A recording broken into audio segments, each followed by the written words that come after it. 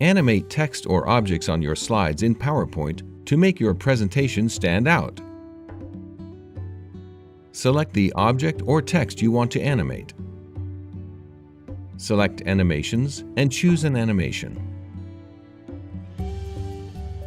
Select Effect Options and choose an option. Select Preview to see how the animation will look. You can change the timing for an animation, like changing when it starts, its duration, or creating a delay before an effect starts. To add another animation to the object, select Add Animation and choose an animation.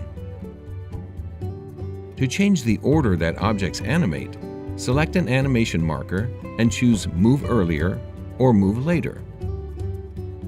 Want to animate a group of objects?